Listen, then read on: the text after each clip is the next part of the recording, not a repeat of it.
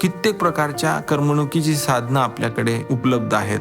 आपण चांगल्याही गोष्टी पाहतो, काही गोष्टी वाईटही असतात, काही गोष्टी दिसायला वाईट असतात पण त्यांच्यातही काहीतरी चांगुलपणा असतो. आधी आपल्याकडे दूरदर्शन असायचं किंवा ठराविक प्रकारचीच माध्यमं आपल्यापर्यंत येऊ शकायची, पण आता झालंय असं की आपल्याला जगातलं सगळ्या प्रकारचं ज्ञान, सगळ्या प्रकारचं मीडिया ग्रहण करण्याची आपल्याकडे कॅपॅसिटी आहे. आता इथे काय करावं? वाटेल ती पुस्तकं वाचू शकतो, वाटेल ती मूवीज पाहू शकतो, वाटेल तशी गाणी आपण ऐकू शकतो. मग यामध्ये काय चांगलं आणि काय वाईट हे ठरवणं खूप अवघड होतं. तर इथे आपल्याला या गोष्टीचा पूर्णपणे अभ्यास करावा लागेल की कोणती गोष्ट माझ्यासाठी खऱ्या अर्थाने फायदेमंद आहे, कोणत्या गोष्टीमुळे माझ्या आयुष्यात मला पुढे जाण्यासाठी मदत होते. या गोष्टीचं निरीक्षण करा आणि तशा प्रकारचं मीडिया ग्रहण करायला सुरुवात करा.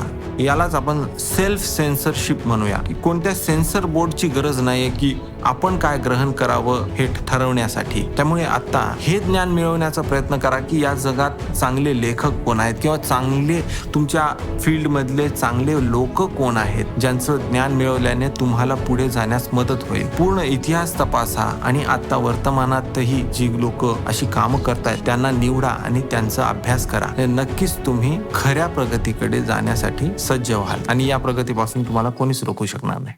धन्यवाद.